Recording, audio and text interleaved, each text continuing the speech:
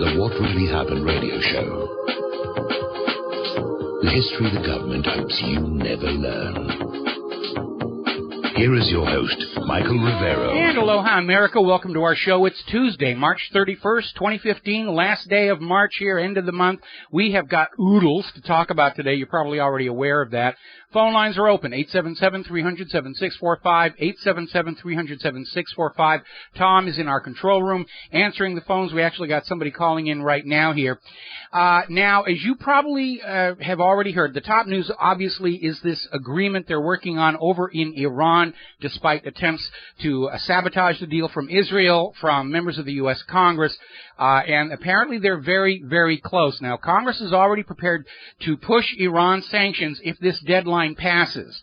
There's kind of a problem with that, and I'll mention it in just a minute. But first I want to get on to this one-day extension that has already been confirmed by the White House, because they're saying they're making enough progress to keep these talks going.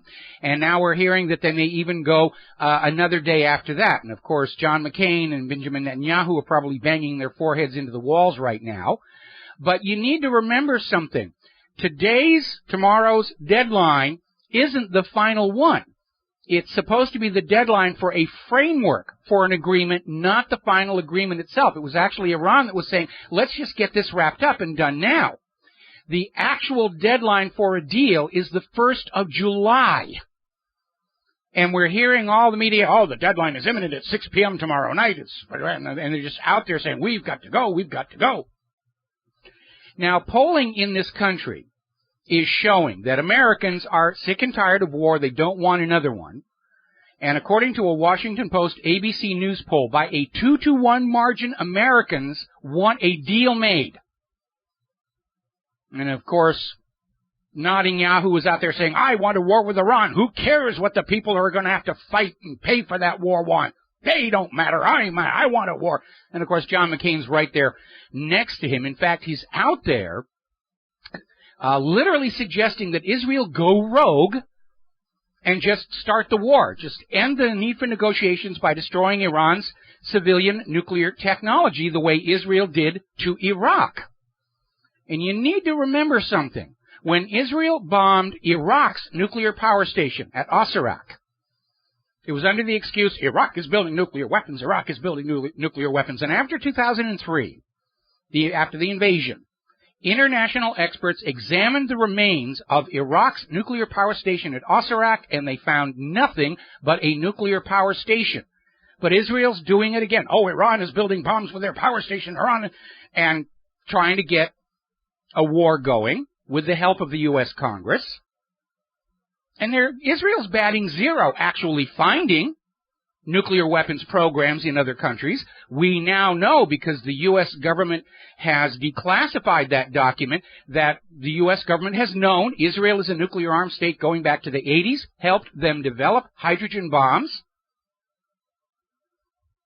And yet, Israel still refuses to sign the Nuclear Non-Proliferation Treaty. Israel still refuses IAEA inspections. Israel got caught red-handed trying to sell clandestine nuclear weapons to South Africa, which is exactly what the Non-Proliferation Treaty is supposed to prevent. And yet Israel, which is breaking all the rules, has nuclear weapons, won't sign the treaty, won't allow inspections, is out there pointing a finger at Iran saying, they're bad, go hurt them, go hurt them. And Israel, of course, has their chorus in the U.S. Congress saying, yes, go do it, go do it. Now, there's this major ad campaign going on to try and goad Obama into ending negotiations with Iran and just opening the door to a war. There was this New York Times ad calling on Obama to act like Churchill, not Chamberlain, and they're trying to use the World War II illusions about, it doesn't matter if you make peace with Iran. Iran will eventually start a war. Well, Iran hasn't started a war in over 200 years. History is against this argument. But they've got this Rabbi Shmuley Botik, advertising the New York Times. And my feeling is, okay, Rabbi, if you really want a war with Iran, here's your rifle. But here in America, we are fed up with Israel constantly trying to start wars for American kids to be killed and crippled in. Enough is enough is enough is enough. Meanwhile, over in Israel, Netanyahu is whining, nobody listens to us anymore about our concerns about Iran. Well, Israel's been screaming that Iran is within months of a nuclear weapon since the 1980s, and it has not happened. And that's why we're not listening anymore. All right, we're going to grab ourselves a couple of phone calls here. Dustin in New Jersey, aloha, welcome to the show. What's on your mind? Yeah, hi, Mike. They all can go to hell. John McCain, Lindsey Graham, they all can go to hell. I mean, self-determination. What don't they know about that? These people, all they care about is money and killing. That's it. And, when are people going to have enough? The UK, the US, Australia, enough is enough. It's like, how many people have we killed? It just goes on and on and on. How much money have the U.S. government, UK, looted? Enough is enough is enough. People need to start questioning things. More people. There's just not enough right now. People need to wake the heck up. Well, I'm so tired of it, right? Well, right now it's estimated that since the war on terror began, the U.S. has now killed something like 1.6 million people in all of these countries that are under attack.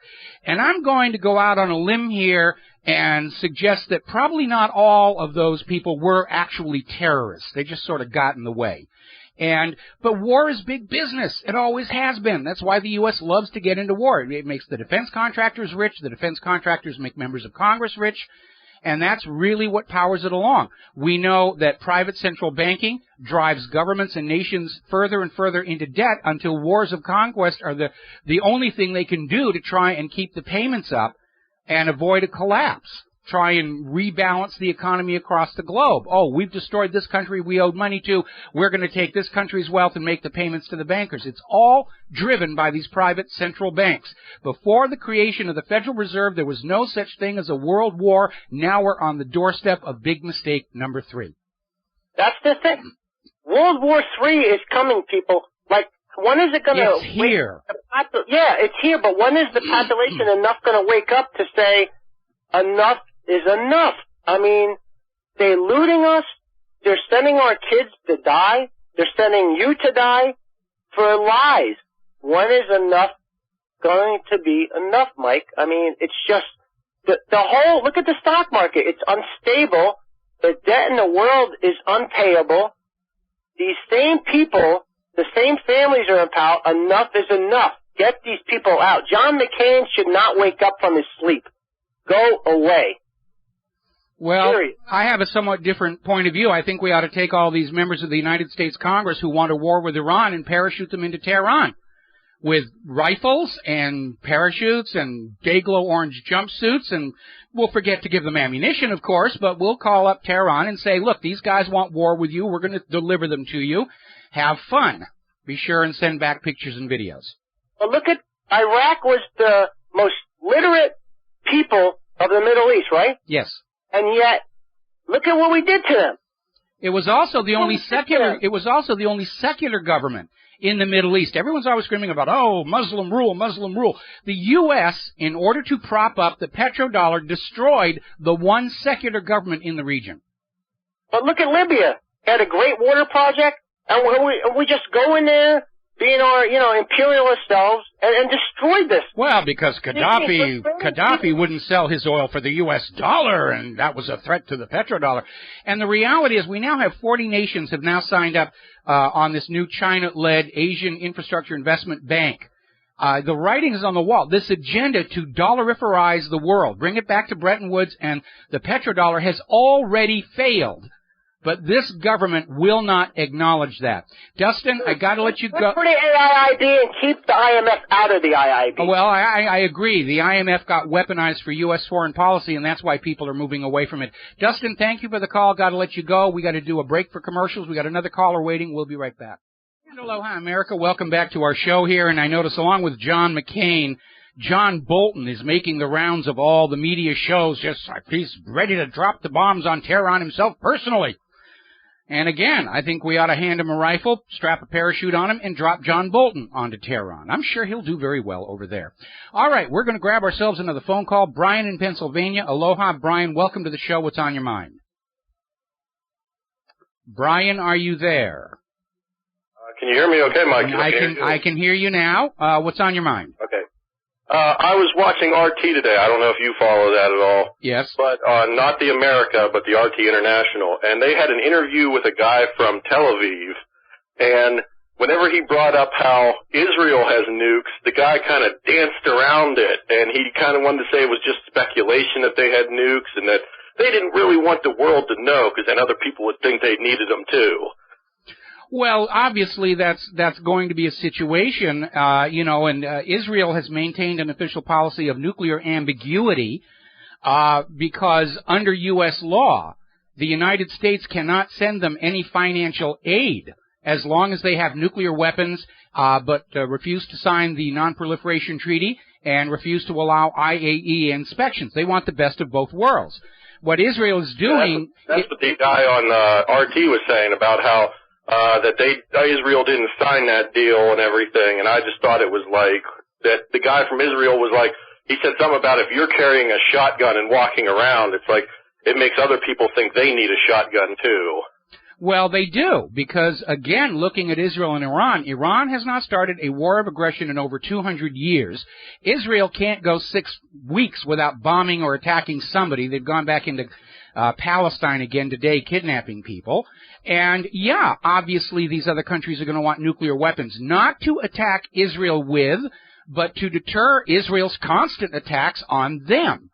And, I think the world is coming to realize that Israel's got this double standard of hypocrisy of we have a right to exist and we have a right to nuclear weapons, but you don't have a right to exist and you're not allowed to have nuclear weapons. And people recognize that as inherently unfair, unjust, immoral, and, a recipe for more unchecked aggression by Israel, because Israel is just invading other people's countries. They don't dare fight back because they know Israel has nuclear weapons. We're past the point of Israel being able to pretend it's a question mark. We've got Mordecai Vannunu's photos of the bomb factory underneath Dimona. We have the documents that surfaced from the former government of South Africa that Israel was jointly developing nuclear weapons with them and tried to sell them a completed warhead. We have the revelation that the fallout, the isotopic signature of the fallout from North Korea's first nuclear test exactly matched the Vela incident, which is thought to have been a test of Israel and South Africa's nuclear weapon. And more recently, we have this document declassified by the White House that shows the U.S. government has known all along Israel has nuclear weapons, including a hydrogen bomb, which the U.S. helped them develop. And for Israel to think that they can just go back on saying, maybe we do and maybe we don't, no, we're past that point right now. And by the way, Barack Obama owes Helen Thomas an apology. She won't get it, but he does owe her the apology for how he treated her, following her asking him a direct question. What countries in the Middle East have nuclear weapons right now? And Obama danced away from that and then kicked Helen Thomas out of the White House press corps. And now we have documentation from the U.S. government itself that, yes, they've known all along that Israel has nuclear weapons. They've known all along that every penny of your tax dollar given to Israel in aid is a violation of the Symington Amendment to the Foreign Appropriations Act. It's a violation of the Glenn Act. And we're past that point now where it's even a debate anymore. Yes, Israel is a nuclear-armed state, period, end of discussion. They are not facing extermination at the hands of those evil Arab nations around them. And they don't really have a right to be dictating to other nations what weapons they can and cannot have. And Iran does have a real need to have a deterrent, a nuclear deterrent, so that Israel doesn't attack them. Israel's always attacking the other countries. They destroyed Iraq's nuclear power station. They're gunning for Iran's nuclear power station. I would not be surprised if they had an attack over Passover and blew up that power station and said, it's a moot point. We don't need to worry about the negotiations. Yeah, that was one of the things that the guy from Israel kept saying was that Iran has been threatening Israel for 36 years now, and yet Israel's the only one that seems to be actually threatening anybody. Well, Israel's always saying Iran's threatening us, but every time, we get one of these stories about Iran says they want to wipe Israel off the map, we find out it is a deliberately skewed translation to make Iran look bad and Israel look good. There's an organization called MEMRI, the Middle East Media Research Institute, that generously provides free translations of Arabic media to the Western press, but it's an Israeli propaganda operation. And they have been caught deliberately mistranslating over and over everything in the Arabic media to make them look bad, and to keep convincing us that we must stand with Almighty Israel. And again, that's the claim that Ahmadinejad said we're going to wipe Israel off the map. What he actually said is the Zionists are going to vanish from the pages of history. Now, one is active, the other is a passive observation. And Ahmadinejad is right. No government lasts forever. All governments eventually collapse from their own internal rot and corruption, and that's what's going on over there in Israel. All right, thanks, Mike. I just wanted to bring that up, let you know. All right, thanks. All right, thank you very much. We're going to switch over to Mohammed in Maryland. Aloha, welcome to the show. What's on your mind? Hi, Mike. How you doing? I'm doing okay. My name is Mohammed. I just want to thank you for the show. You've been great. I've been watching you on YouTube. I've been following you in your website. You're the best. Continue doing what you're doing. May God bless you. Thank you very much for those kind words, and I'll keep on doing it as long as I can or as long as it's necessary. Thank you very much. God bless you. Thank you very much. All righty, now getting on back to the news here. Interesting article over at Veterans News Now's Who Spies for Israel in Washington's Nuclear Negotiations. Now, it came out last week that Israel has been spying on the P5+1 and handing that information to U.S. congressmen to use to try and derail the negotiation. And again, every congressman who gets that information and tries to derail the negotiation is in violation of the Logan Act. Because foreign policy under the Constitution is the sole province of the White House and the State Department. And members of the U.S. Congress, they're supposed to be taking care of this nation. Not Iran, not Israel, not Iraq. The only time Congress has anything to say about foreign policy is ratification of a formal treaty or a declaration of war. Other than that, it is strictly hands off. And members of Congress who violate the Logan Act can go to prison for 3 years. And I think 3 years in jail might calm down some of the worst of these Israel firsters who are watching our nation literally rot from decay and neglect while sending all of your money over to Tel Aviv. We've got to support mighty Israel. So the question is, how many people inside the U.S. government are working as spies for Israel? It's a valid question. Israel is the third, we're actually in the top 3 espionage threats against this country, according to our own intelligence services. We'll be right back. Hi, America. Welcome back to the show. We're going to turn our attention to Yemen right now, and let me preface this by saying what's going on in Yemen is really very simple. All of these rulers of all of these countries will gladly go to war with each other over who is controlling what particular piece of real estate and its people within. The one thing all the rulers of all these countries will unite together on is stamping down the population of a country deciding they want their country back. And that's what's going on in Yemen. The U.S. intervened in Yemen a while back, kicked out the legitimate government, put in a U.S. puppet ruler. The people of Yemen are kicking that puppet ruler out, just like Iran did in 1979. And because more and more countries are now starting to do that, everybody who's up there in that ruling level is saying, we've got to stop this now. It's okay for them to go to wars, over which one of us gets to rule their country, but for them to take their own country back, we must unite. And that's why you have Saudi Arabia and Israel and all these other countries who normally would be considered hostile to each other uniting to stamp down the people of Yemen. Now, we're hearing that one of the Saudi air raids targeted a refugee camp in northwest Yemen. Not a Houthi military base, not a command post, nothing of any military value. A bunch of tents where people who've been displaced by all this war were living. At least 45 people were killed, 65 others wounded. They're just murdering the civilians for the crime of not accepting one of the elite rulers to run their country for them. You know something? This is getting into the territory that got Charles I beheaded, when he used Scottish troops to put down a rebellion by his own population. That's what Yemen's president is doing, using foreign troops against his own people. Charles I got beheaded for it, and so should this guy. Now we're getting international aid organizations, including the United Nations, are out there saying civilians are being killed. The Saudi-led coalition is not picking military targets. They're just bombing everything. And now the International Red Cross has come out saying that Saudi Arabia and this coalition are refusing to allow the Red Cross to go on in there and start treating some of these civilians. Probably because they don't want anybody actually counting up how many innocent non-combatants have been killed and crippled in these airstrikes. All right, we're going to grab ourselves a phone call. Peter in California. Aloha, Peter. Welcome back to the show. What's on your mind? Yeah, Michael, I just wanted to expand a little bit about all the Israeli spying that's going on and who's spying and so on. And the litany, there's a list, honestly, a mile wide of Israeli spies that we've caught and never done anything to.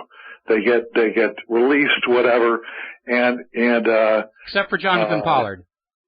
Except for and the Rosenbergs, of course, they weren't Israeli, but they were Jewish. The nuclear spies in 1952, and their brother-in-law David Greenglass and so on. But nevertheless, this goes on and on and on. And just this weekend, I watched something at the Wilson Center, the think tank, the Wilson Center, now run by former Congresswoman Jane Harman. Oh boy. Whose husband, by the way, owns Newsweek. Yes. And Jane Harman herself, I'm sure you know, and if the audience doesn't, was approached by the Israeli Secret Service basically to get off a couple more of their spies. Jane Harman herself is Jewish, and they promised her that she would be able to be then the next chairman of the House Intelligence Committee. And Jane Harman, who had enough savvy around Washington that she believed they could deliver this, and cooperated with them. And nothing happened to her either. It just goes on and on, as you say, Ron. It is.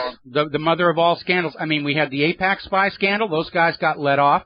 We had the Mossad agents, the dancing Israelis who were arrested cheering and clapping as the World Trade Towers came down. They were identified as Mossad agents. They were sent back to Israel.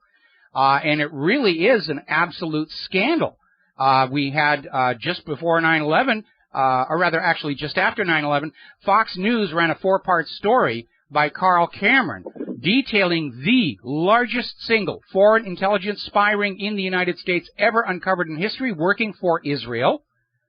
And there was even a U.S. government official who said there was evidence that linked these arrested Mossad agents to 9/11, but that evidence was classified by the U.S. government, which is still covering up for Israel's crimes in the spirit of the USS Liberty. By the way, a little bit of a clarification. The Rosenbergs were not spying for Israel, they were spying for Russia. But they, still was a terrible thing for them to do. Israel's special relationship with the United States is they have subverted our government, our Congress, our White House to the point where they can do whatever they want to our country and walk away from it scot-free. Except for Jonathan Pollard. They wanted to make an example out of him. Actually, the reason that Pollard got thrown in jail is Israel refused to acknowledge he was their spy until after he'd already been sent to prison. And then a couple of years later said, yeah, he was working for us. And ever since then, of course, they're always saying, it's time to pardon Jonathan Pollard. He's a nice Jewish boy. He's got to come home to Israel where we will treat him like the hero he is. And he is not a hero. He betrayed the United States. And for those who don't know the story about Jonathan Pollard stole critical strategic nuclear data from the U.S. and sold it to Israel. Israel turned around and gave it to the Soviet Union in exchange for increased emigration quotas for Russian Jews coming to Israel. Now, had we gone to nuclear war at that moment, the Soviet Union would have won because of that information. That is the degree of Pollard's betrayal. Well, there's a couple more. We had during the Oslo negotiations between Israel and the Palestinians, Dennis Ross was our appointed negotiator a Jewish guy and who had the reputation of being, quote, Israel's lawyer. And he was our guy, on that. So our negotiating, our mediating of that was completely undercut. Then there was, the other guy, Martin Indyk, now head of some, think tank. Martin Indyk had been the, U.S. ambassador to Israel, and he was the only ambassador in the history of the United States to lose his security clearance because he was passing U.S. secrets to Israel. He didn't lose his job, but they couldn't trust him with anything because they caught him passing secrets to Israel. And he's still around. And then, of course, it's all, indicative of what happened with Jane Harman, whose husband owns the Newsweek. And then you have Netanyahu out there saying Israel does not spy on the United States of America, like he actually expects we're going to believe him. Well, Mike, remember, he was personally involved in smuggling out Krytons, as was Arnon Milchan, the Hollywood producer, who admitted it. Yes. And again, for the listeners who don't know the importance of a Krytron switch, it is a part used in nuclear detonators. We will never get this country straight until these people get rooted out. This is why the Constitution, sets strict citizenship limits on high office. And unfortunately, our government doesn't enforce them. We've got all these dual nationals who are more loyal to a foreign government than they are to the United States. And that is exactly the evil that the Founding Fathers wanted to avoid by saying anybody running this country has to be born here and grow up here. All right. Peter, got to let you go. We got to take a commercial break. We got another call waiting for us when we come back from these words from our sponsors.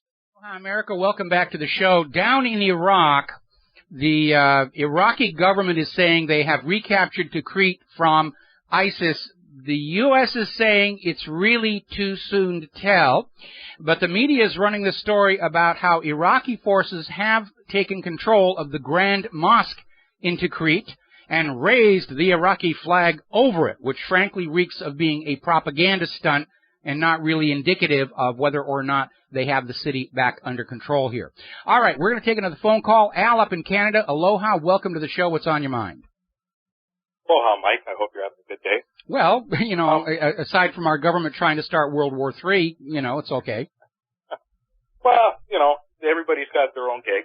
I have a question. It's not hard to be prejudiced when looking at all this strife that's going on in the Middle East. But my question to you is, how do you approach people that look at humanity as, there's this group and there's that group, and they have like this burning hatred of, whoever they may be. Race, creed, color, religion, right? I'm not a religious man, but that's my question to you. I'd love to hear the answer, so I'm going to. Well, first of all, let's. And you can hang up on me. Let's be very. Well, you can hang up and take your answer on the air here if you want. The reality is that while all men are created equal makes for good politics, the reality is there are different races of people because of our social evolution from ancient times. We tend to align with those who are just like ourselves in order to form units that can basically protect our villages from being raided. And so there is a deeply buried streak of xenophobia in our instinct, and it is part of our nature, and we might as well, we're going to have to acknowledge it before we can deal with it. But that also you need to understand that there are certain people who by their behavior will trigger a negative view of them. These people are always warmongering, these people are always thieves, and so forth and so on. We find very often that some of the resentments to certain segments of society are not entirely unjustified by that group's own behavior. Certainly it's like we're always hearing about, why do you hate Israel so much, and so forth and so on. Well, we don't hate Israel, we don't really care what their religion is. We don't care what their ethnicity is. It is the behavior of Israel's government that is causing friction and hostility around the world. And that's just a reality that we have to address. And, I got a lot of emails from people saying, we've been the victims of all these repressions and pogroms and expulsions for 2,000 years. And I say, yeah, what is the one common factor in all of those historical events? Because it wasn't always Christians, it wasn't always Muslims, it wasn't always one group. And for 2,000 years, we've been hearing, they hate us, it's all their fault. And I think maybe some of these groups that feel they're always hated need to look in a mirror and ask if it's how they treat others around them that is the cause of a lot of this friction and hostility. And I'll give you a really good example. Bernie Madoff had $9 billion, and despite that, felt he needed to cheat his investors out of another $65 billion. When it all caught up with him... I'm sorry? And you're just going to say how he got caught. No, I said when he got caught, and he went to jail, Bernie Madoff's wife was out there on the media being quoted saying, this is all the fault of the Gentiles. No, it wasn't. Bernie Madoff committed a crime. He ran a Ponzi scheme, defrauded a lot of people, dropped most of the losses on the American taxpayer, and he went to jail and he deserved to be there. And Bernie Madoff's wife was out there trying to say, it's their fault, it's the fault of the we did nothing, it's all their fault. And that kind of an attitude is not going to come across really well. When you've got somebody who committed a crime, got caught at it, and the families are saying, it's all your fault for him getting into trouble. And so, for any group that feels they're being persecuted or hated, you got to start out looking in the mirror and saying, are we doing something that may be triggering some of this?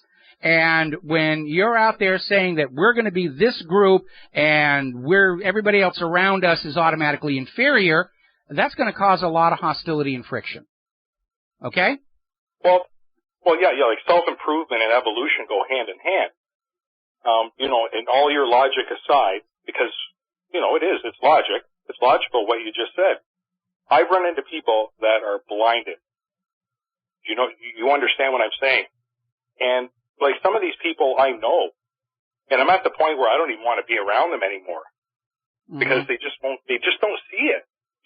Like, what do you do with that? I know. I got a good example. My first wife, her family, and my first wife was Ashkenazi, and her family were some of the most racist people I had ever known, even against other subgroups of Jewish people. Yet if you said, I think you're being a racist, they would have been shocked. We're not being racist. This is the natural way to say. And so, yeah, I understand about people being blinded by their beliefs and prejudices. And very often when you're raised from birth to believe certain things, you accept them as part of your personality and you don't question.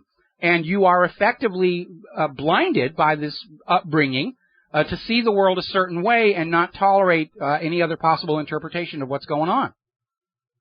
Indoctrination. Well, it's all indoctrination, whether it's Sunday school or Hebrew school or social studies class. The whole point of mentally enslaving a population is to indoctrinate them with a set of beliefs when they're so young they don't understand the big people are lying, and then as they grow older, their personality grows up around those beliefs, and those beliefs become part of the person's identity. And the giveaway to that is in the language. I am a Republican. I am a Democrat. As opposed to simply saying, I agree with the policies of the platform, people become the thing that is believed in. If you have not seen that HBO documentary, Going Clear, you've got to see how this mechanism works. I just watched it, Mike, and you're absolutely right. It could have been shorter, but wow. What an eye-opener. It's a big wow. It's a big wow. And that is how populations get enslaved to their beliefs. And that's one of the reasons I keep saying beliefs are the chains used to hold free minds slaves. And I think humankind would be a lot better off if we lost our ability to believe things as opposed to seeing the world as it really is. Or actually critically think on your own and make your own decision. Absolutely. You actually have to work at that instead of just sitting there and idly letting all these things hit you. And like you said, you believe because I have faith. Thanks, Mike. You're welcome, and we'll let you go there. And at the end of that Going Clear, there was this wonderful quote where somebody said, and I'm paraphrasing loosely here, the wanting to believe is so they don't have to think. And that's a very lazy way of approaching the world. But there are people who want to believe they have all the answers. They don't need to think anymore. They don't need to learn anymore. I've got a good beat on everything. We're superior. We're the best people. American exceptionalism. The deity sits up nights to admire us, and they basically become intellectual fossils. And we find them in every corner of life. People who have just shut down their mind. Because they're trapped by those beliefs they were given as small children. It takes a major effort of will to break yourself free from those beliefs that you're given. You can even go through a period of serious adjustment and feeling like, you're not sure who you are. You can have an identity crisis because that foundation for your personality of believing certain things about religion, about your government, about your group of people versus the other group of people.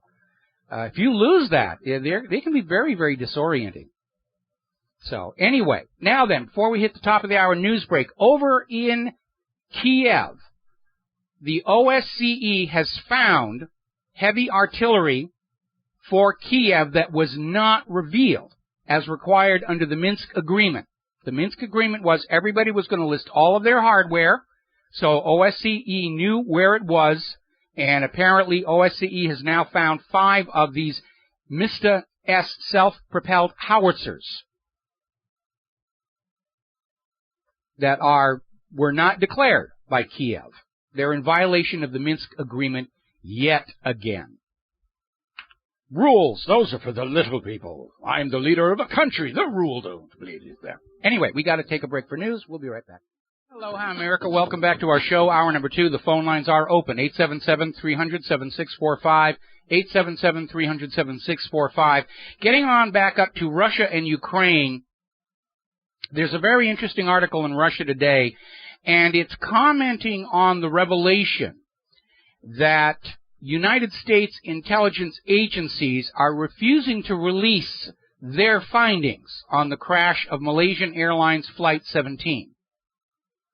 And the obvious conclusion there is that if the information is released, it's going to embarrass many powerful people, primarily everybody who was trying to put the blame on to Putin, Russia, or at least the eastern Ukrainian republics. Now, yesterday we were reporting on this revelation that Reuters totally fabricated part of their report on the shoot-down, where they had interviewed on video a witness who saw and stated on video the rocket came up from an area held by Kiev's forces, killed the passenger jet, and then the video interview ended. Then Reuters reported the man had admitted off camera the rocket actually had come from rebel-held areas, and he didn't want to say it on camera out of fear of reprisal. Russia Today found this same individual and interviewed him, who said that no, after Reuters turned off the video camera, he left. There was no further discussion. Reuters just made it up. Remember, truth is the first casualty of war.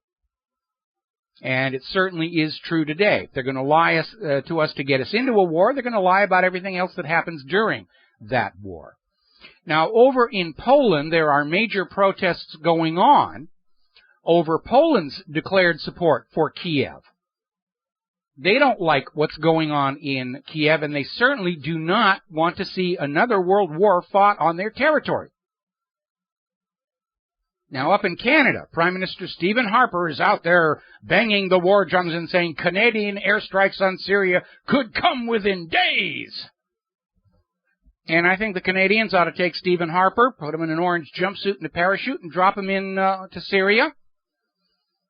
And tell Assad he's on his way, because we know this war is against Syria and Assad. They've been trying 4 years to get him out. ISIS is just a manufactured excuse to declare war on Syria without admitting it's a war on Syria. And I'm getting sick and tired of all these world leaders who are splendidly brave with the lives of other people's children. And I'm waiting for one of them to come forward and say, I believe in war against whoever, strongly enough where I will go into battle myself. And I think I'll be waiting a very long time on that. Speaking of waiting a long time, yes, I was getting a bunch of emails about this. I do know that Helen Thomas has passed on. But Obama could still issue the apology posthumously, would be the decent thing to do. but it won't happen. Our government cannot ever admit error, wrongdoing, or mistake. They survive on their manufactured image of governmental infallibility. You know, like papal infallibility. Even when we're wrong, we must be right. Which is why they won't back off this Obamacare disaster, why they won't back off this human-caused global warming, why they won't back off the wars, even though the economic reasons for the war have already been lost.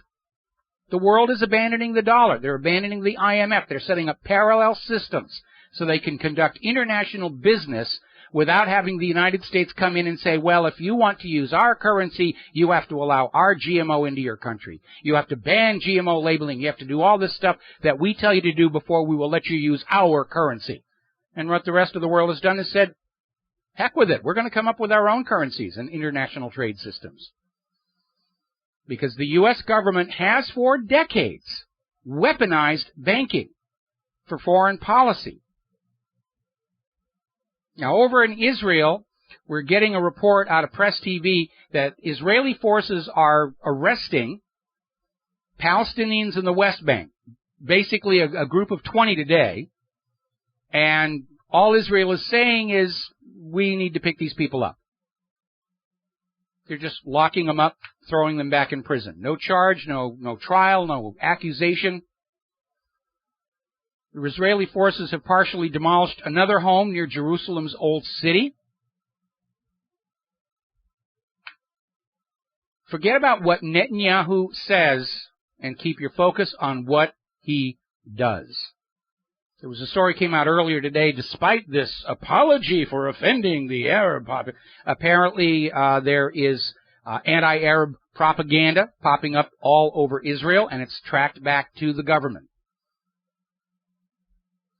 Another terrible incident, a young man, Anas Odeh, 21 years old, was standing on his side of the security buffer zone, waving a Palestinian flag, flashing the V sign. Israeli troops shot him dead. Waving a flag should not be a death penalty offense. Now, there is a new Freedom Flotilla that is going to attempt to run the Gaza blockade this summer. Former Tunisian President Monsef Marzouki is expected to take part. And that will make it very, very dicey for Israel to treat this new flotilla like they treated the Mavi Marmara, in which they basically grabbed the ship in international waters, stormed aboard, and shot 8 people dead in cold blood, including an American. But we know Washington, D.C., they love Israel so much, you can kill all the Americans you want. You know, Rachel Corrie, well, sure, back that bulldozer over a third time. We don't care. Furkan Dogan was the one that was killed on the Mavi Marmara, kid from New York. Yeah, no big deal. Not to mention, of course, all the Americans who died in the World Trade Towers. Now, as you heard on the SRN news break, there has been a major blackout all across Turkey. Stop the subways. They're having to redirect aircraft away from the airports, which are completely without power, which rather surprises me. I would think an airport would be a facility where you'd have emergency generators. They're hemming and hawing that it may be terror. They don't really know. Certainly nobody's taken credit, but some actor will probably call up real soon and say, it was ISIS, we did it. But right now they're looking at long-distance high transmission lines running from Turkey to Europe as possibly having shorted out or failed in some way. Turkey has more problems. There was apparently a hostage situation in Istanbul where prosecutor Mehmet Selim Kiraz had been taken hostage, but that situation has been resolved. Police stormed the building. Mehmet was wounded, but all the hostage takers have been killed. So, now in 2017, something for you to look forward to if you live in Spain, Catalan nationalists have announced that they will secede from Spain in 2017. They're starting their preparations. And they're basically waiting. There's going to be a September regional vote on which secession will be given a referendum, and it's expected to pass. And I'm sure right now the government of Spain is trying to lure all those vote counters down from Scotland to derail this referendum the way the Scottish people were cheated out of their independence in very obvious, in-your-face election fraud. All righty, story out of Ceylon today expressing concern about some new machinations by the United States, which appear to want to partition Sri Lanka into smaller, more easily controllable and dominated regions. And they're understandably upset with all of this. Meanwhile, down in Venezuela, 5 million people have now signed a petition against U.S. aggression and interference inside their country, which, of course, will be completely ignored by the White House, just like it ignores all the petitions on their own website that have met the threshold of signatures. Going to take a break for commercials. We'll be right back. Hi, America. Welcome back to the show here. Story being reported by Russia Today, apparently in light of the embarrassment for Reuters. Russia Today is reporting that the international team of experts that is supposed to be investigating Flight 17 have gone back into the area specifically looking for witnesses who will say they saw a Buk missile fired from the eastern Ukrainian republics. Doesn't sound like an impartial and objective investigation to me, does it? All right, we're going to grab a phone call. Steve in Massachusetts, aloha. Welcome to the show. What's on your mind? Hi, Mike. I'm trying to figure something out, and I was wondering if you can help me. Now, they have Obama negotiating peace terms with Iran, and I'm trying to figure out why they want to do this. They've been bashing Iran for years now, and their main objective was to get into Iran. Now, all of a sudden, they want to negotiate a peace treaty. I think Obama is looking at the current state of America's military and realizing that it is worn down, drawn down. They were expecting this whole war to dollarize the world to be over in 2008, according to Wesley Clark.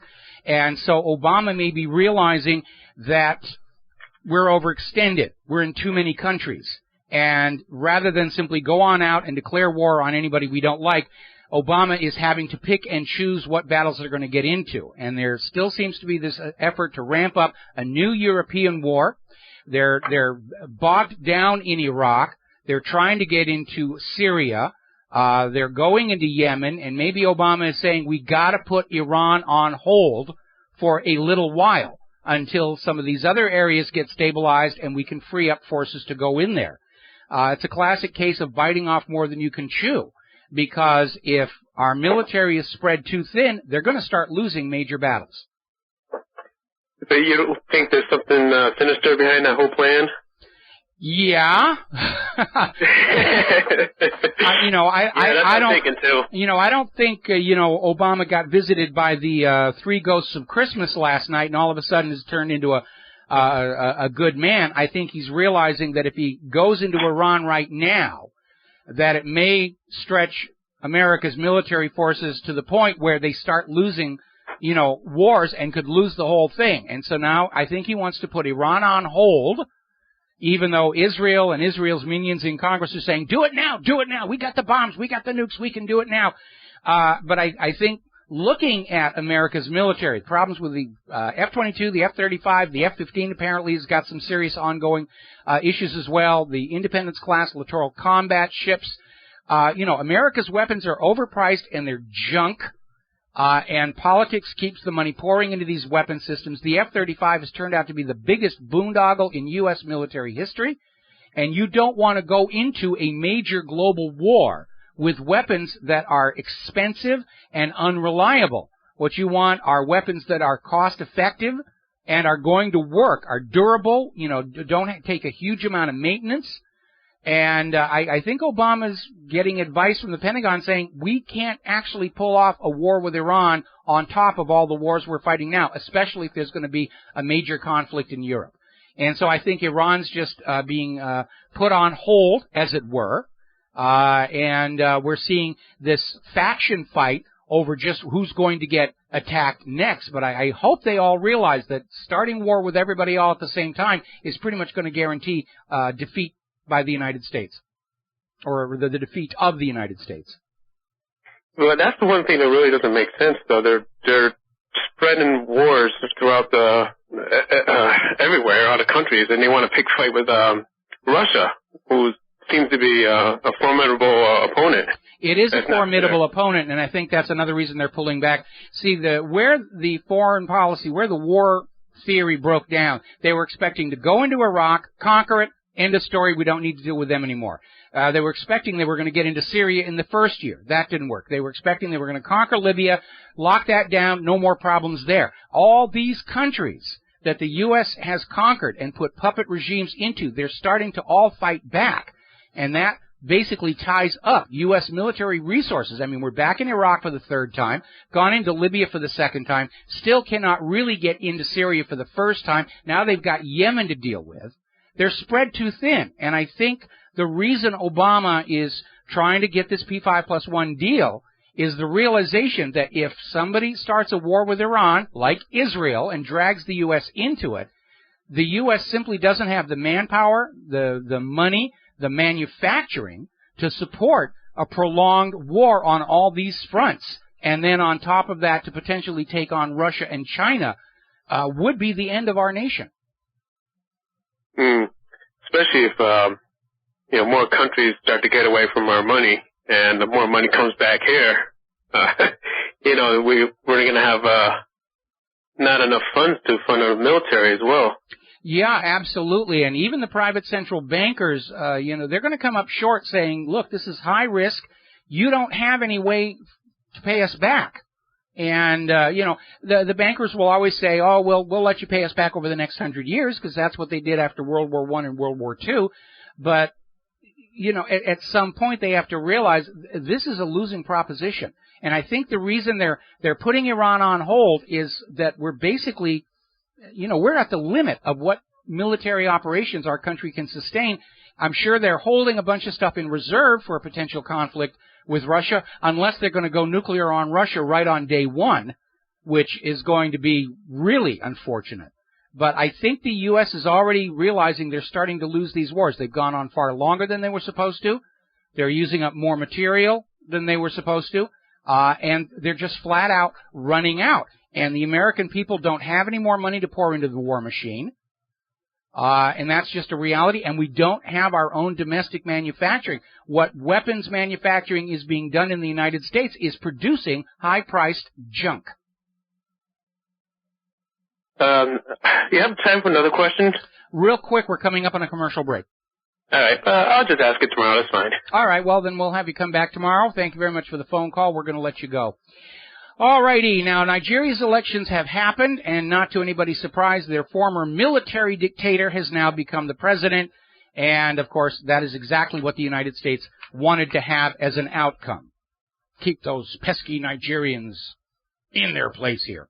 By the way, for those of you actually considering signing up for military service, you need to be aware, President Obama said yesterday that he supports the recommendations of a military commission that would reduce traditional military retirement pay by about 20%. They're starting to cut the benefits. And that, to me, signals they're getting ready to bring in a draft.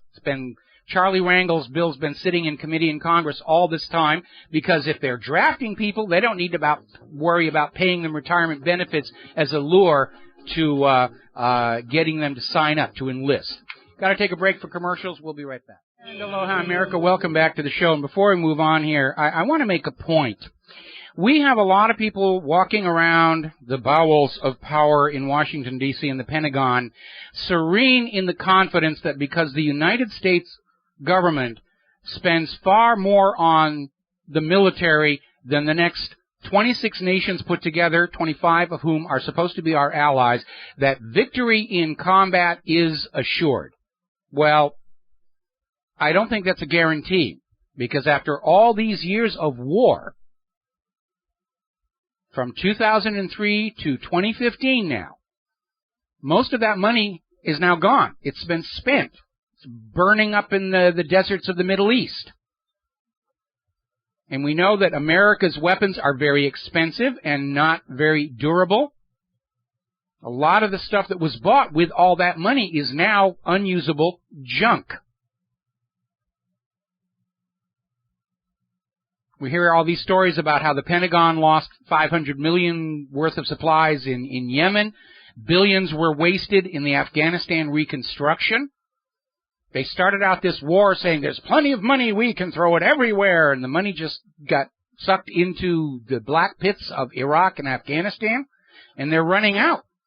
They're running out of equipment. They've run out of money. They're running out of manpower. And if they think they're going to bolster our armed forces with all those newly amnestied illegals, I got a surprise for you. Those people don't have an emotional connection with the United States. They're not going to be effective fighters. I think the U.S. government has gotten us into an unwinnable war situation. Latest word from the P5+1 is that apparently the oil, gas, and banking sanctions issues have now been resolved, and the Iranian negotiator is saying there's a few minor issues remaining, but it looks good for them to actually come to an agreement. And, of course, France, which is still obeying Israel, is going to try and find some way to derail it. And over here in the United States of America, even if an agreement gets passed, we have heard threats from senior members of Congress that they will vote to keep the sanctions in place and increase them, thereby proving to the rest of the world that the word of the United States government on an agreement is completely and utterly worthless, which already happened with the preliminary P5+1 deal, because part of that deal involved Iran shutting down certain aspects of their nuclear technology in exchange for the removal of certain U.S. sanctions. Iran kept their part of the P5+1 bargain. The United States increased the sanctions. And remember, everything Iran is doing with their nuclear technology is allowed to them under the Nuclear Non-Proliferation Treaty, which Iran has signed and ratified, and so has the United States of America. And by the way, under Article 4 of the NNPT, the United States is obligated to help Iran develop peaceful uses of nuclear technology. So by ignoring Article 4, and by the way, if you want to make sure a nuclear power station isn't a secret bomb factory, getting in there and helping to lay the foundations and run the pipes and wiring is a real good way to do that. But by ignoring Article 4, by using the threat of military force to coerce Iran to surrender their rights under the Nuclear Non-Proliferation Treaty, it is the United States that is seen as having broken their agreement. It is the United States that is in violation of international law on this issue. The reputation of our country has been dragged down to the gutter by all these politicians in D.C. who hold that whatever Tel Aviv wants is the supreme law of the land. And they're still out there with the propaganda about Iran's secret underground enrichment center, and how could they have that? And again, they're distorting the truth. Iran notified the IAEA, we are going to build a new enrichment facility in a cave complex under a mountain so that Israel can't bomb us like they did Iraq. It wasn't discovered. It wasn't secret. Iran called up the IAEA and said, hey, you got to come look at this. Iran is playing by the rules. Israel isn't. They've got bombs. They won't sign the NNPT. They won't allow inspections. The United States is not playing by the rules. Rules they signed and ratified. I know you don't want to hear this, but we're the bad guys right here in the United States. Alrighty, we got ourselves a phone call. Steve in Massachusetts. Again, aloha. Welcome to the show. What's on your mind? Hi, Mike. I decided I had a little time on my hands. I'm going to ask the question now. Now, I'm wondering, after everything collapses and they say martial law will be installed and have the military and the police and everything will take over, who's going to fund the military and the police with what money if all the money is pretty much worthless? Well, I'm taking our example from past histories of these kinds of transformations of society. The police and the army are just going to help themselves to anything they find along the way. It's called pillage, and it is supposedly a recognized principle of warfare against an invaded country. Just help yourself. Take their gold, take their guns, take their daughters, whatever. We'll see that here. Yeah, that's not good. No, it's not good. Where, you know, the money junkies have gotten the United States into this horrible, horrible corner where there is no peaceful, easy way out of this mess. And it's very frustrating. We're looking at economic collapse and collapse of the government, which is the option I favor. We're looking at the U.S. turning us into a military dictatorship ahead of the economic collapse, which may be a big part of what Jade Helm is all about. We'll talk about that later. And we're looking at the U.S. getting into another world war in the belief that that will solve all the economic problems because, hey, it worked the last 2 times. And, you know, what's a billion or 2 billion people, you know, dead as long as the survivors are all loyal supporters of our private central banks? Well, I mean, hopefully at least the military and the police would come to the senses that, you know, they have families as well. Well, when they're doing all this, though. Well, unfortunately, history has shown that every time a tyrant comes to power, he's always able to find people among his own population who, in exchange for a uniform and superior pay and superior treatment, can be counted on to go into battle against the other segment of the population. I would like to believe our civilian police and our armed forces are better than that. History is against me on that.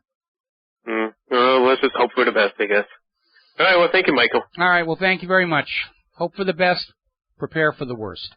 Now, interesting, bizarre story coming out of Canada. The RCMP have arrested a man on what they're calling a peace bond.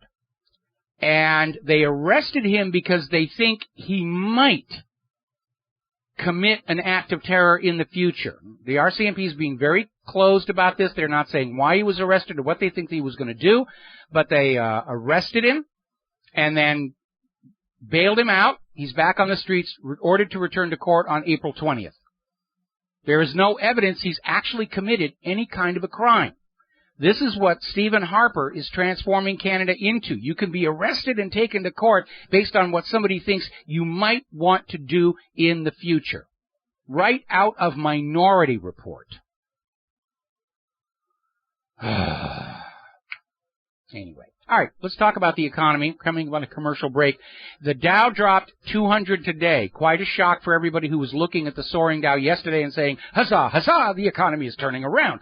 But we know that this is all just another theater production. And anybody who knows ahead of time about these 200 up and down swings is in a position to make a huge amount of money. We'll be right back.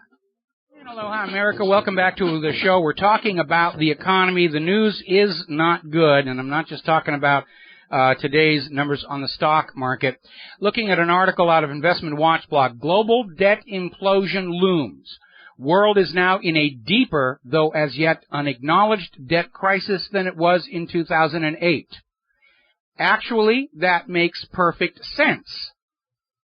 Because the way private central banking is set up to operate, debt grows faster than the available money supply. The instant that first pretty printed piece of paper goes into circulation, more money is owed to that central bank than is actually in existence. And the debt will always grow faster than the money supply.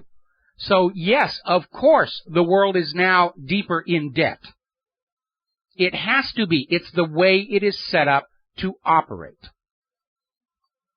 Now, over in Greece, the numbers there are not looking good. The Centix Grexit Index drops to 35% in March. 1/3 of investors expect Greece to leave the euro within a year. I suspect the number may actually be higher. And there continues to be a standoff between the Eurozone and Greece. And we're hearing more and more from Greece that they're looking to Russia for lower-cost food and energy. And there's very clearly a Russian pivot in the offing. And at this point, it looks like the Eurozone may blink because Angela Merkel is now backing off the hard line and saying, well, maybe there's some wiggle room in here to keep Greece in the Eurozone. And, of course, the danger for that is that if they cut Greece slack, you're going to hear all these other members of the European Union say, hey, we need as well. Now, as I mentioned to that caller earlier in the show today, there are now 40 countries that have joined China in the Asian Infrastructure Investment Bank. And these are 40 of the major economic players on the globe. Denmark and Australia are the two newest. And it does signal the end of global dependence on the U.S. dollar, global dependence on the IMF. And the United States government has been using the U.S. dollar and the IMF to project power and influence into other countries, which is why the IMF is so hated around the world. So the economic motive for all this war that we have been in now for 12 years, longer than we were in World War I, longer than we were in World War II, that's gone. They're not going to be able to drag the world back to a dollar-centric global hegemony. They're not going to be able to drag the world back to doing all cross-border trade only for the dollar. It's not going to happen. Over in London, homelessness has soared by 79% since 2010. That's the United Kingdom, supposed to be a well-run nation. Goldman Sachs has now slashed the U.S. first quarter GDP tracking estimates down to plus 0.8% after the consumer income and spending data.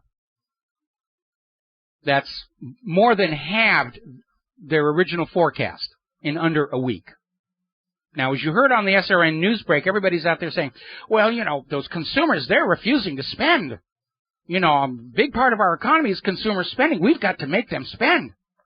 We don't have anything to spend with. The whole point of the private central bank was to grab all the wealth in the nation and put it in the pockets of the bankers, and nobody had a plan what to do when they succeeded. We're out of money. We can't pay the bills. We can't pay the taxes. We can't do any saving. There's nothing left out here. Now, a wise and prudent central government would be looking at both sides of the economic equation. Yes, it is natural for the rich and corporations to suck wealth up from the working and middle classes into their little palaces. But a wise and prudent government would have been keeping an eye on how we get wealth back down to the working and middle classes so they can feed it back into the system and keep the cycle going. And that is where Washington, D.C. fell down on the job. They're fully aligned with the money junkies. We must take money away from the people. And nobody's out there figuring out how to get the money back down to the bottom to pump back in. High-paying jobs have been offshored. Investment into essential segments of the economy has dried up because everybody with money wants to play that giant open-air casino on Wall Street because the government guarantees you will win. What they've done with the nation's economy is like tying a tourniquet around somebody's neck. And it's driving all the blood to the brain, and the brain feels great. It's getting all the nutrients. It's getting all the oxygen. But we know what the ultimate outcome of that's going to be. I'm forgetting who it was who said that money is like manure. You got to spread it around all over the place to get the benefit. If you leave it piled up in one place, it's just a big stinking mess. Now, we're getting a report that hedge funds are short-selling gold at the highest level since 2006. Now, for those of you not familiar with the term, short-selling is where you buy an investment like a stock or gold, or you make a commitment to buy it at, or sell it at, I botched this one really good. Short selling is where you agree that you will sell an asset at some point in the future at a given price. And then when you get to the future, if the value of the asset has gone down, you can then buy the asset at the lower price, sell it at the higher price, and make a profit. That's short selling. It's a form of derivative. For them to be short selling gold this much is telegraphing there's going to be another deliberate takedown of the price of gold. And we know this whole system is rigged. It's heavily rigged. But that should not discourage you from owning physical gold. If they're going to hammer the price down, that's when you buy. And you should have some gold and silver, physical metal, just to have in case the U.S. dollar evaporates, which could happen. Now we're looking at another article out of ETF Daily News where the gold held by the Federal Reserve has dropped under 6,000 tons for the first time after 10 consecutive months of redemptions. People are turning in their paper contracts for the physical gold. They're not rolling them over.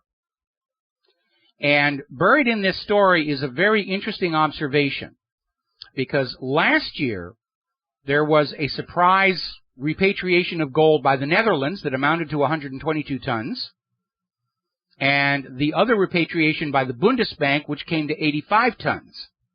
Yet, the Federal Reserve is reporting that in all of 2014, only 177 tons of gold were shipped out of their vault, which means they're lying about their numbers as well. Remember the History Channel Book of Secrets, the gold conspiracy? Everything we warned about in that is coming true. Now, other bad indicators. The college debt bubble is starting to burst. 33% of all student loans are delinquent on repayments. 1/3. That bubble is going to pop. Half of all American households cannot do any savings at all. Up in Detroit, they're trying to float a plan that will help the Detroit homeowners avoid foreclosure. And we're talking hundreds and hundreds of people in Detroit who are at risk of losing their home because that economy has simply dried up. Austerity has come down. And there may be a moratorium declared by the city of Detroit to simply say, look, we don't care how much in arrears there are, foreclosures are now banned. The money junkies will fight that one tooth and nail.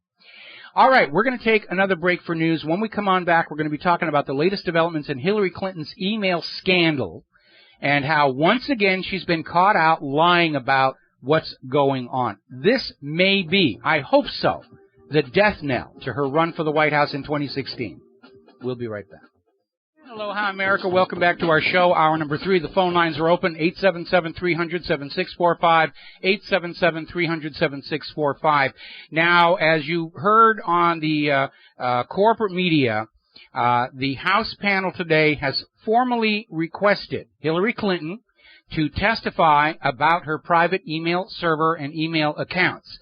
Sadly, this is not an open interview in committee to be televised. It's a private interview where there will be a transcription but no other recording made. They're saying that this is a preliminary step to possibly calling her into a formal hearing before the committee, and I think it's about time they did that. Now, we're looking at another story coming out of 12160.info, and it's pointing out, and we pointed it out here as well, Hillary's excuse for a private email server is she wanted to have only one device to carry around, forgetting that smartphones can access multiple email accounts and do so all the time. I have 4 of them on my smartphone from different sources and different servers. But as it turns out, she was lying about that as well, because in addition to her smartphone, which was a BlackBerry, she had an iPad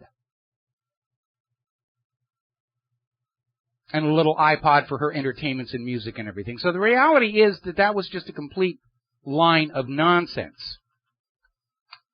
Now, Hillary has apparently surrendered her email server for inspection after formatting the hard drives, just bricking it. Even Nixon, when it was recommended to him by his aides that he should just put those tapes, those White House audio tapes on the front of the White House lawn and burn them and say, what are you going to do about it? Wasn't going to do that. Obstruction of justice. But Hillary just did that. She said, these are the emails I will let you see. I've erased everything else. What are you going to do about it? Well, as we pointed out yesterday, under U.S. law, the mishandling and destruction of government documents, in addition to carrying prison time, will disqualify her to hold any office in the federal government, including president. It would be nice if Washington, D.C. would play by the rules. They don't.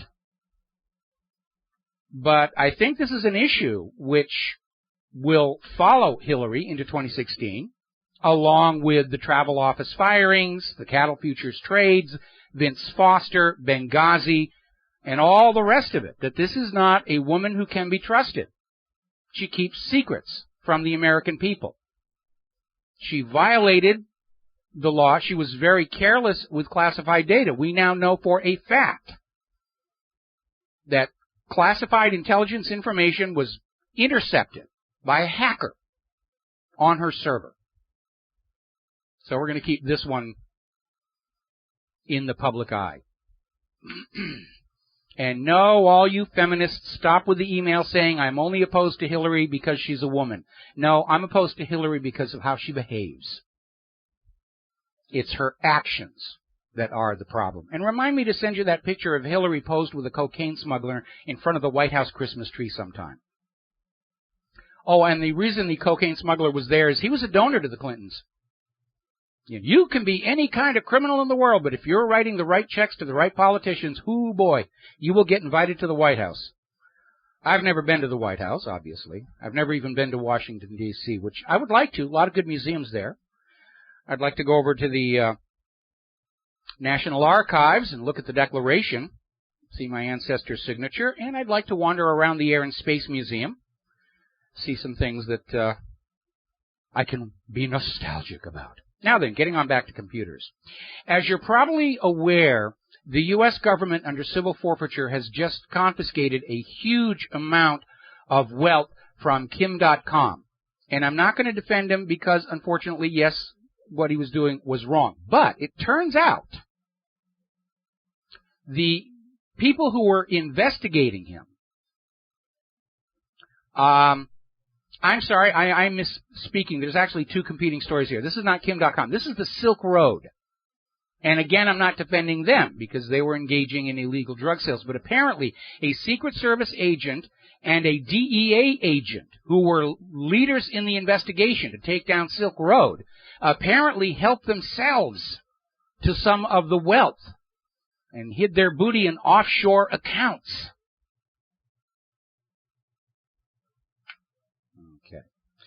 Interesting little story coming out of 12160. Pentagon personnel have now acquired and are using NSA-proof smartphones. It is possible to defeat the NSA. We already proved that with our NSA challenge here, and I'm working on a public key version of the 10,000 Monkeys code right now. And so even the Pentagon is acknowledging that the NSA has become a serious threat to the normal operating of this country, because they get all the goods on everybody and they can blackmail them. That may have been the reason why Chief Justice of the United States Supreme Court Roberts, who had opposed Obamacare all along, at the 11th hour did a 180-degree reversal, voted it through, and then left the country for a week-long vacation to duck the media firestorm. But even the Pentagon now has NSA-proof phones. We, the people, deserve NSA-proof phones. That's what the Fourth Amendment is there for.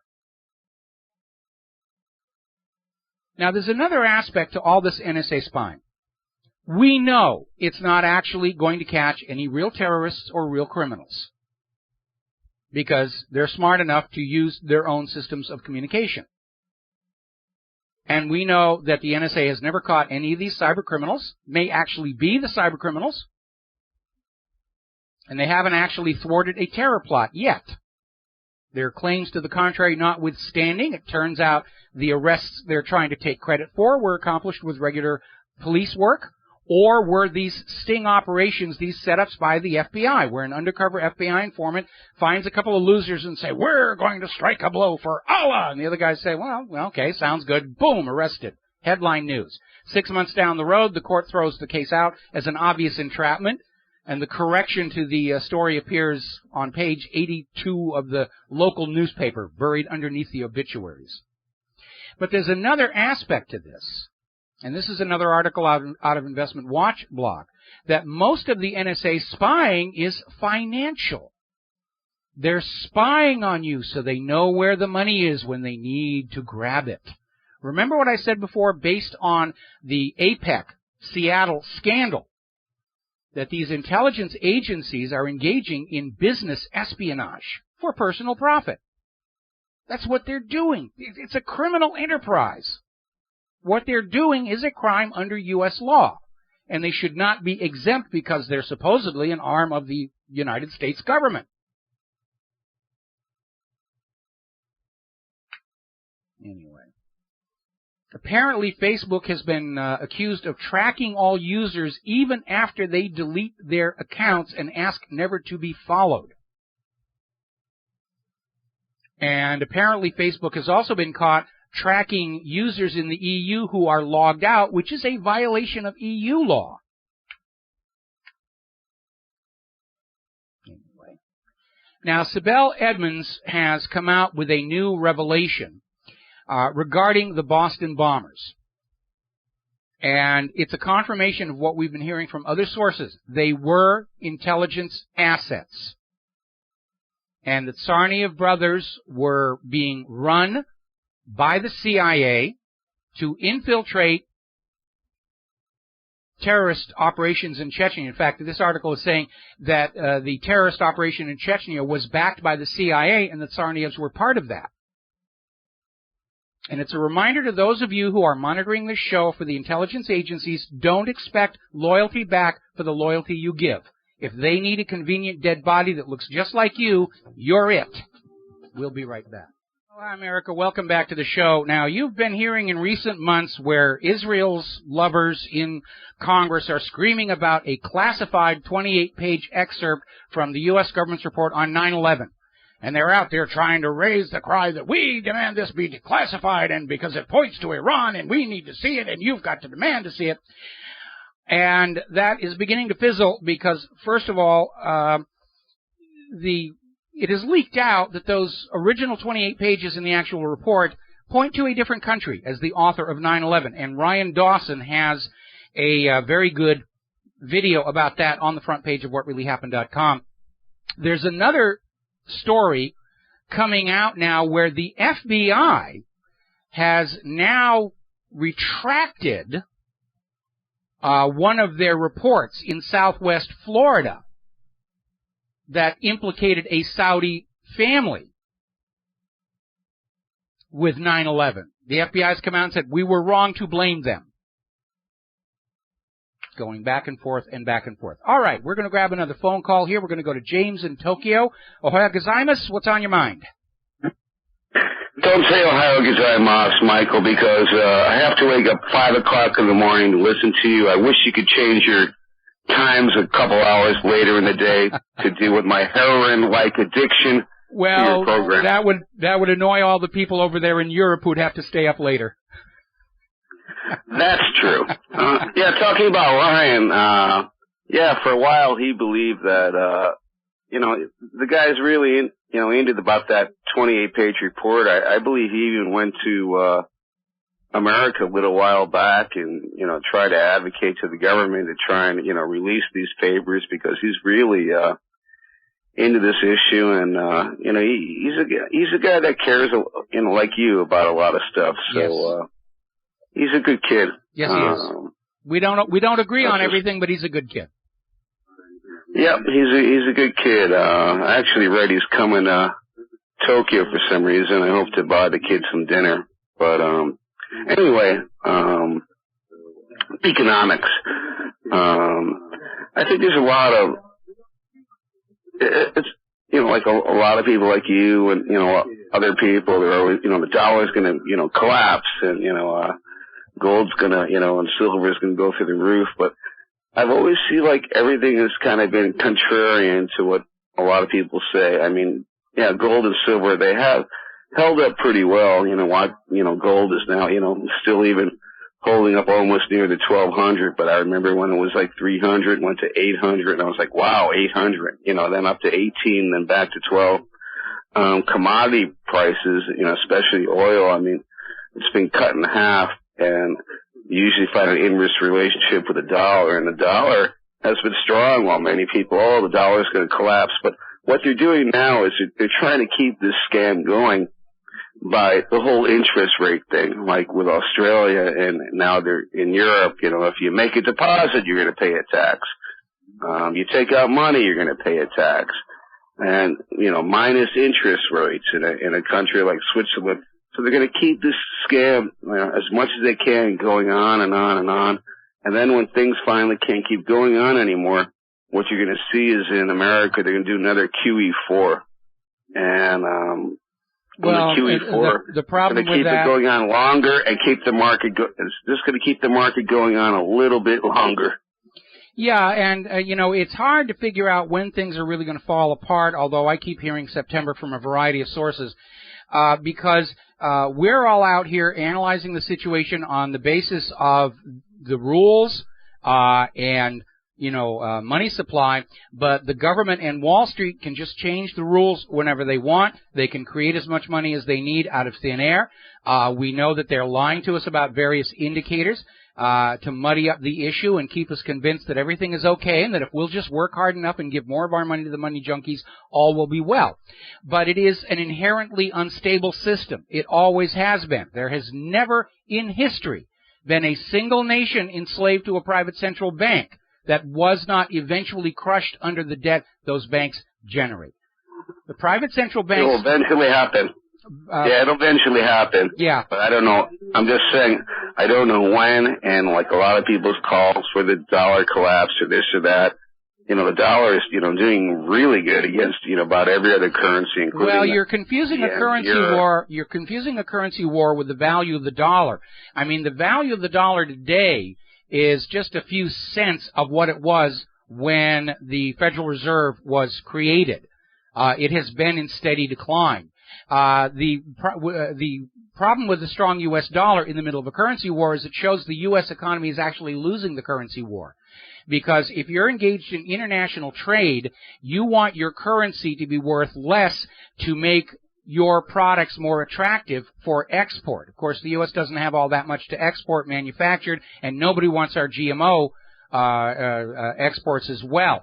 But it's a very complicated... No, I agree with that. Okay. I agree with that because, in 1990, if you see like the yen at, 300 or something, and now it's, but recently I'm just saying that the trend, that's all I'm talking about. But yes, I agree with you. Exactly. Yeah, in the long term, the dollar is very weak. You're absolutely right. Yeah, the problem...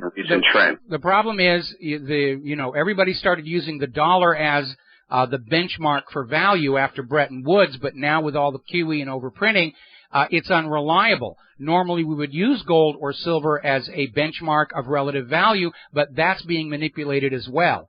And so there is actually no firm foundation for anybody to make any kind of a declarative statement about the strength or weakness of a given currency or economy, because it's all floating relative to each other. It is a mishmash, and of course it's deliberately kept that way so that people don't understand what's really going on behind the scenes. Because as Henry Ford said, if the American people really understood how banking is working, there'd be a revolution by the next morning. Or he would have made Japanese cars.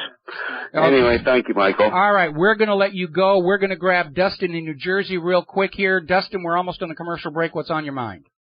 Yeah, Mike, the reason why the dollar's people need to realize the dollar's increasing because everybody's flooding back into the U.S. because everybody else is getting deflation. People need to realize the dollar has lost 97% of its value. Since 1913. Exactly. And people need to figure this out because, the way the economy's collapsing. Well, it's really very simple. If for people who don't want to get into the mechanics of economies and banking, you just need to understand that the Federal Reserve manages our public currency as a for-private operation instead of as a public utility, which is how this country was originally set up. And we need to get back to that very simple concept, a public currency as a public utility. Dustin, I got to let you go again. We got into the commercial break. We'll be right back. Aloha, America. Welcome back to the show here. And I want to talk a little bit about Jade Helm because there's a lot of sometimes wild speculation going on about exactly what this is about. And what this is about is this massive U.S. government drill involving the military and the three-letter agencies across 10 states this coming summer. Very obviously a drill for some kind of suppression of a public uprising. I don't think they're going to do that because they wouldn't do it on just 10 states without getting the other 40 states immediately closing their borders, kicking out the federal officials and saying, all right, we're out of here. One aspect of this story, though, is how they have basically said there will be elements of these military units and spook units that will be attempting to simply infiltrate towns across these 10 states and blend in, not be detected. Going to come in blue jeans and T-shirts and driving ordinary trucks and civilian cars. Why are they doing that? What's going on? Do they really think that anybody who is of questionable behavior is going to immediately welcome a totally strange face and say, yeah, come on in and see our plans for the revolution? Doesn't really make a lot of sense. But there is one possibility that we really need to look at. We know that the U.S. government needs to end the Constitution and get our guns before the economy truly falls apart, which some people are saying has to happen by September. Otherwise, we will all stand up and say, it was your fault, Wall Street. It was your fault, Washington. You're fired, fired, fired. Clean out your desks and get out. Now, the only way the government can prevent that is to transform this nation into a total military dictatorship. How are they going to get that past the American people? There has to be a threat. And rather than wait for a true, genuine uprising of the American people, the government could very easily try and start a small, controlled appearance of an uprising with which to declare national emergency and martial law, and a temporary suspension of the Bill of Rights, meaning it would be permanent.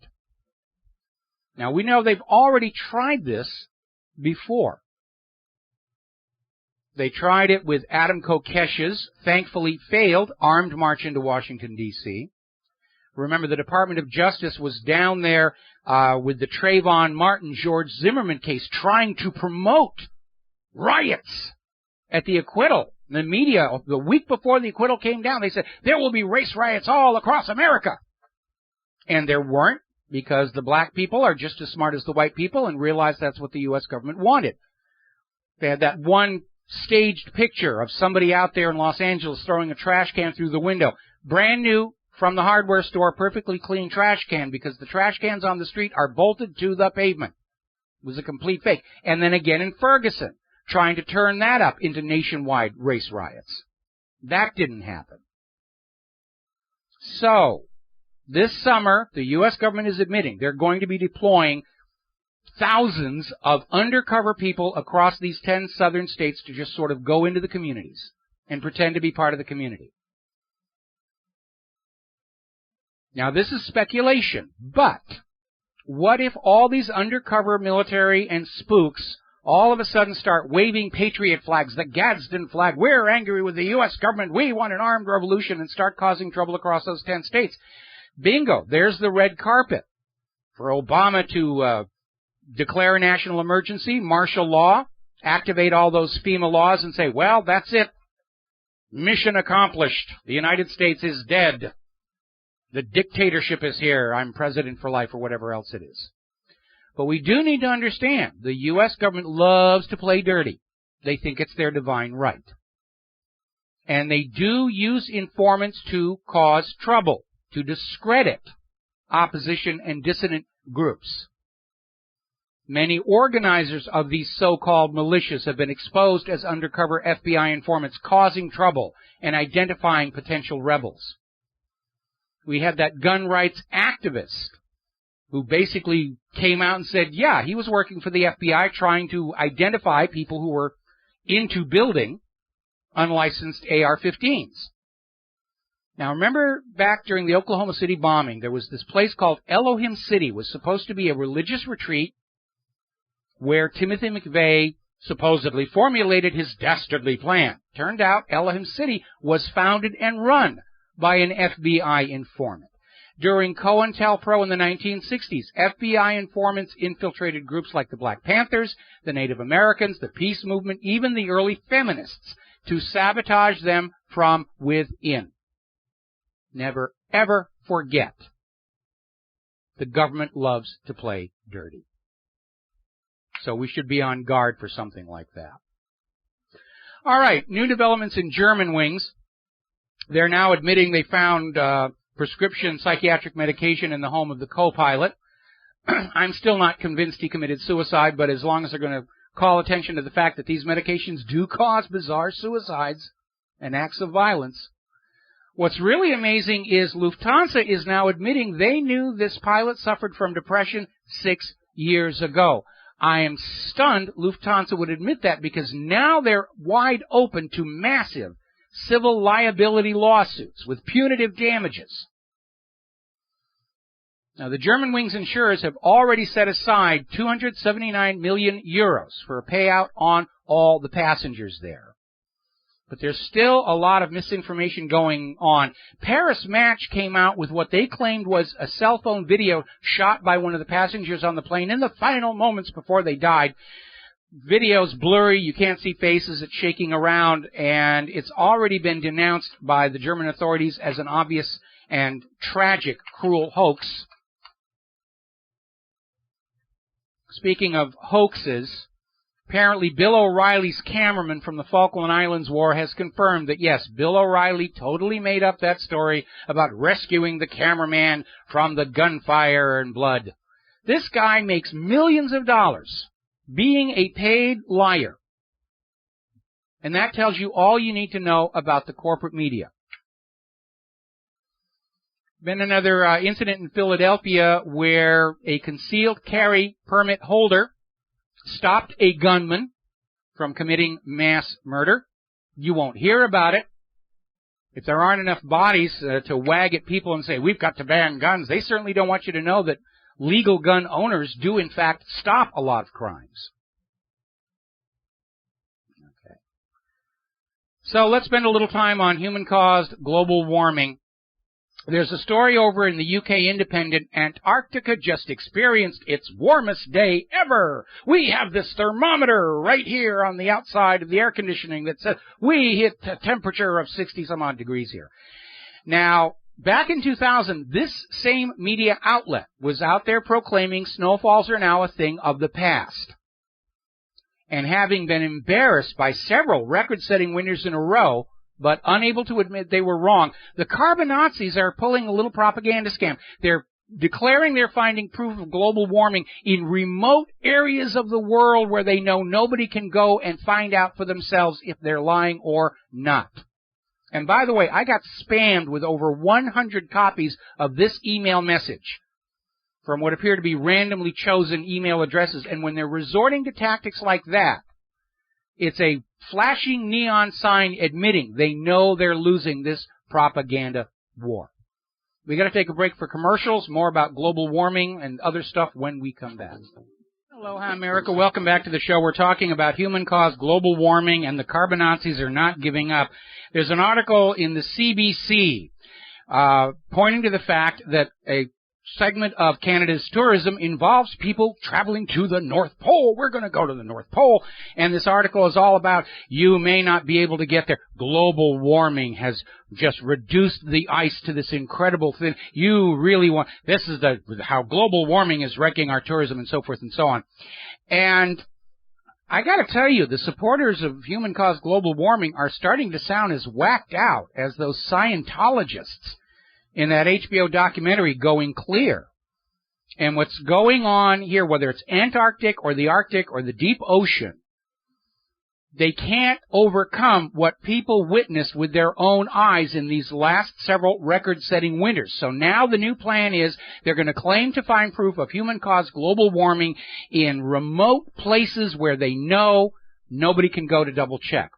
Ramses actually did this to his own people in ancient Egypt because when he got his rear end whooped by the Hittites at Kadesh, he went back home and did, these decorations on all the tombs and monuments showing his heroic victory over the Hittites at Kadesh. And it actually became the accepted view of history until the Hittites' records were discovered, along with the peace treaty, the non-aggression treaty Ramses had to sign.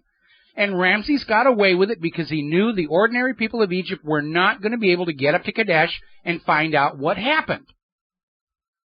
So there's proof. Rulers are always lying to their people, and they've been doing it for thousands and thousands of years because it gets them what they want. And we've reached a point where the adherents of the Holy Church of St. Al of the Gore, or as he's known to his close friends, the Goracle, they're a lot closer to Scientologists than to science. And by the way, in Britain, the courts have ruled that human-caused global warming is a religion and accorded the protections thereof. Now, when Al Gore cranked up this whole carbon dioxide is bad and the EPA said, yes, it's a pollutant, those of us who were critics of this political agenda were pointing out when carbon dioxide increases, plants grow bigger, they grow faster, they produce more food, something that is in dire need in a world struggling with massive famine. And as the plants would grow bigger, they would suck that CO2 out of the air, convert it to sugar and oxygen. It's a self-balancing system.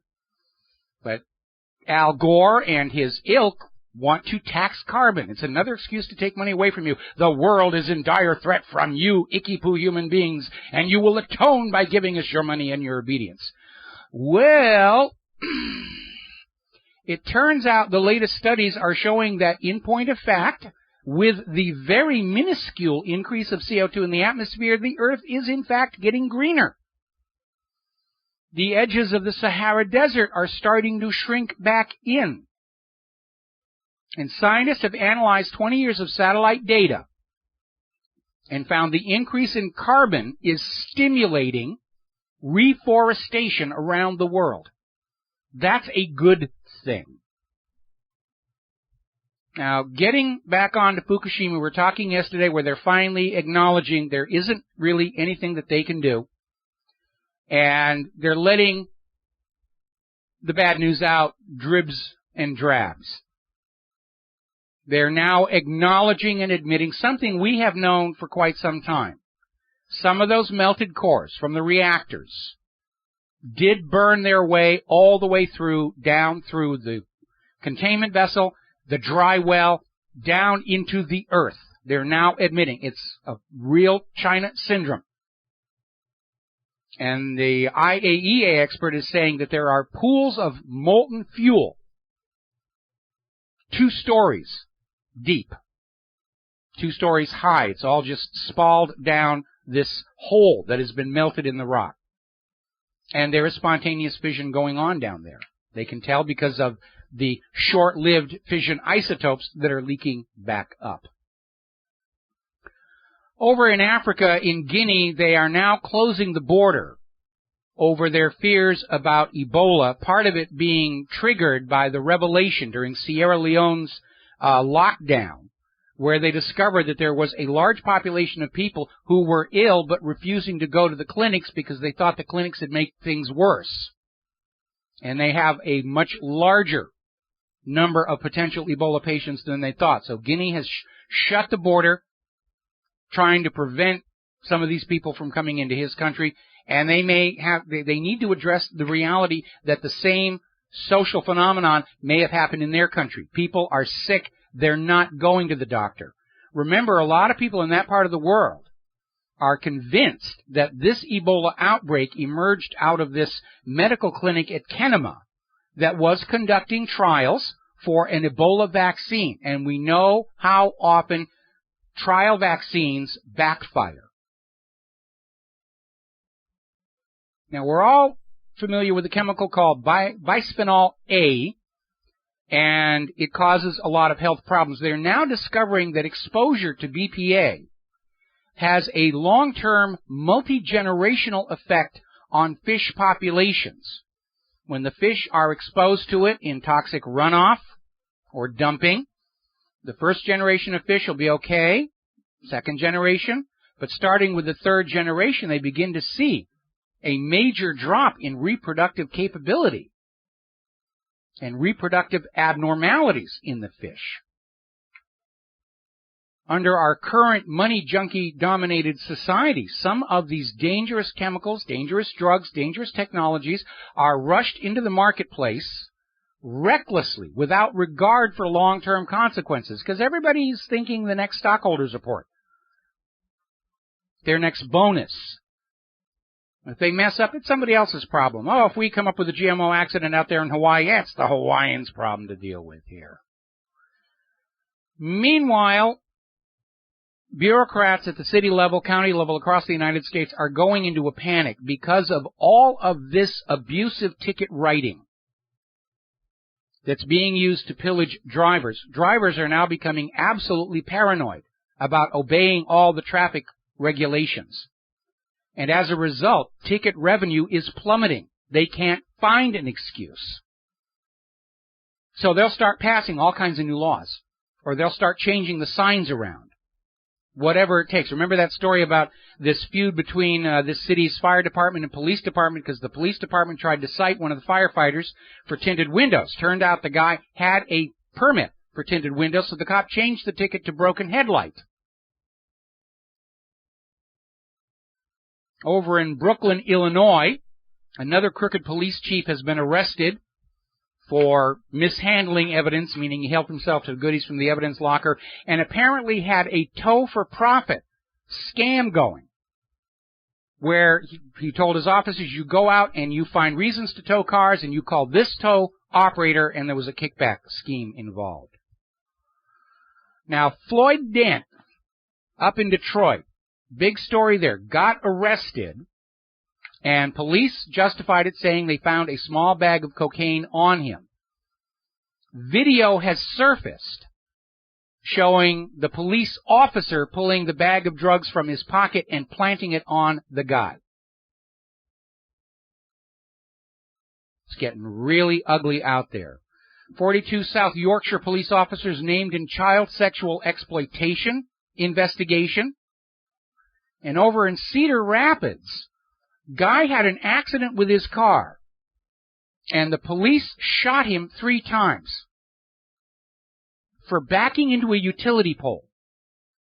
Right out of Judge Dredd. Citizen, you have violated the traffic code. I'm going to boom, boom, boom. Shot him 3 times.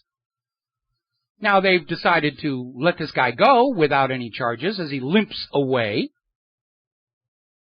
But even if you're driving recklessly and fast, that's not an excuse for the police to haul out their guns and start plugging away at you. The police are totally out of control in this country. All right, there's the music. Time for me to get out of here, get some animation work done, pay some bills around this place. We will be back tomorrow on the Genesis Communication Network. Until then, stay safe, stay informed, stay skeptical. Make good choices.